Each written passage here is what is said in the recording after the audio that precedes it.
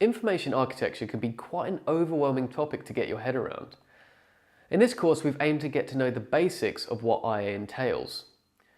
In case the previous lessons have gone over your head somewhat, we'll recap on a few of the essentials you'll need to continue learning on this track. Let's begin by recapping the typical daily tasks that you'll encounter as an information architect. As an information architect, you'll undoubtedly be responsible for one, some, or even all of these tasks, from analysing and conducting user research to building sitemaps and also naming your taxonomies and metadata.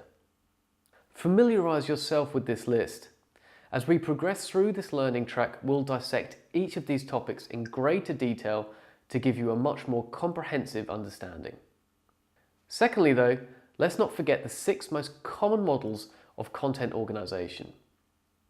Like I've mentioned before, the chances of you creating a hierarchical sitemap for a website is high, so you need to familiarise yourself with the different types of content structures you'll need to work with. Do your users need clear and continual access back to the homepage whilst they're performing a task? If so, you'll want to implement a daisy content structure to your product.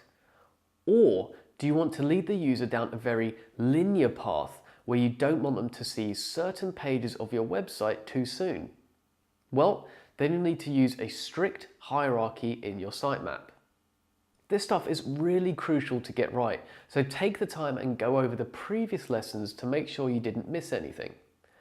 Lastly, let's take a moment to remember the influence that cognitive psychology has on us as UX designers.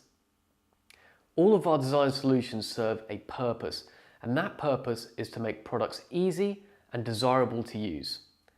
To do this, we need to step into the shoes of our users and see things from their perspective. Cognitive load, mental models, and decision making are all psychological values that you'll need to be wary of if you want to create meaningful products.